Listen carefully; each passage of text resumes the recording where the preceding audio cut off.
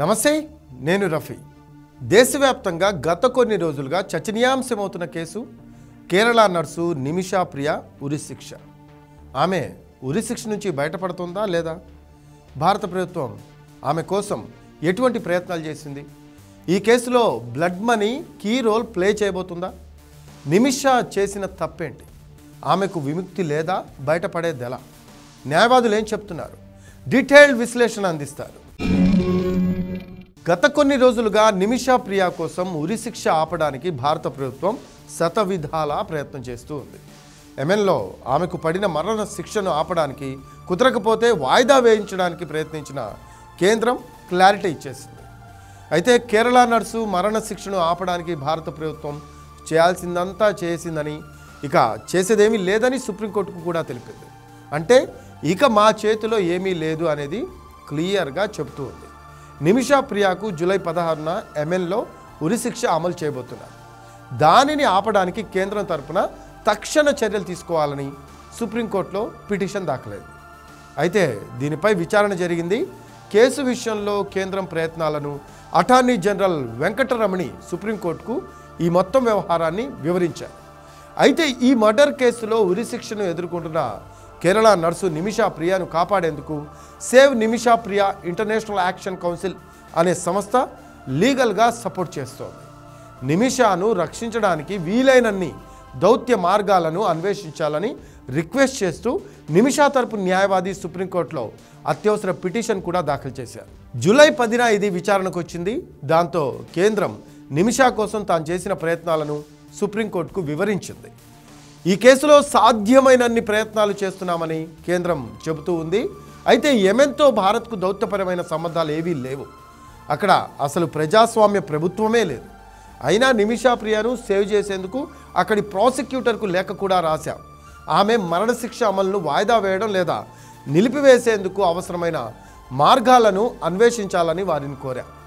ఇక కేంద్రం తరపున చేసేదేమీ లేదు అనేది అటార్నీ జనరల్ సుప్రీంకోర్టుకు తెలియజేసిన అతని వర్షన్.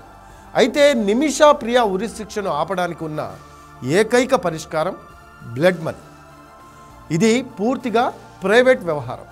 షరియా చట్టం ప్రకారం మృతుడి కుటుంబ సభ్యులకు పరిహారం అందించి నిందితులను క్షమించడాన్ని బ్లడ్ మనీగా చెబుతారు. అయితే ఈ పరిహారం భారీ మొత్తంలో ఉంటుంది. మృతుడి కుటుంబానికి $1 మిలియన్ అంటే 8.6 కోట్లు చెల్లించేందుకు నిమిషా ప్రియ కుటుంబ సభ్యులు ముందుకొచ్చారు. కానీ బాధిత కుటుంబ సభ్యుల నుంచి మాత్రం ఎలాంటి స్పందన లేదు.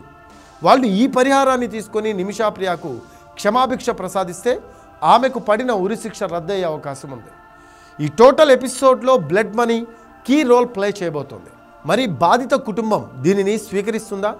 నిమిషా ఉరిశిక్షను ఆపుతోందా? ఆమెకు ప్రాణభిక్ష పెడుతోందా అనేది సస్పెన్స్గా ఉంది. సమయం చాలా తక్కువగా ఉంది. మరి ఆ దిశగా అడుగులు పడుతున్నాయా? దీనిపై బాధిత కుటుంబ సభ్యులు ఏమైనా స్పందించారా? బాధిత కుటుంబం ఓకే అంటే నిమిషా ప్రియ కుటుంబ సభ్యులు అంత మొత్తంలో డబ్బు చెల్లించగలరా? క్రౌడ్ ఫండింగ్ చేసి ఆ డబ్బును రెడీగా ఉంచారా? ఇలాంటి ప్రశ్నలకు సమాధానం దొరకాలి అంటే జస్ట్ కొంచెం సమయం వెయిట్ చేస్తే చాలు, క్లారిటీ వచ్చేస్తుంది. అసలు కేసులోకి వెళ్దాం. అసలు ఏం జరిగింది? నిమిషా ప్రియ కేరళలో నర్సింగ్ కోర్సును పూర్తి చేసి 2008లో యెమెన్కు వెళ్ళి అక్కడే జాబ్లో సెటిల్ అయిపోయింది. 2011లో కేరళకు వచ్చింది. థామస్ అనే వ్యక్తిని పెళ్లి చేసుకుంది నిమిషా. అయితే ఆమెకు ఓ కోరిక ఉంది. యెమెన్లో ఓ క్లినిక్ను పెట్టాలని అనుకుంది. అందుకు తగ్గట్టే ప్లాన్ కూడా చేసుకుంది నిమిషా ప్రియ.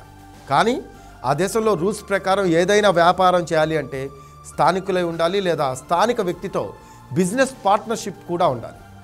ఎలా అని ఆలోచించిన నిమిషా అక్కడున్న తలాల్ అదీబ్ మెహదీ అనే వ్యక్తిని బిజినెస్ పార్ట్నర్గా చేసుకుంది.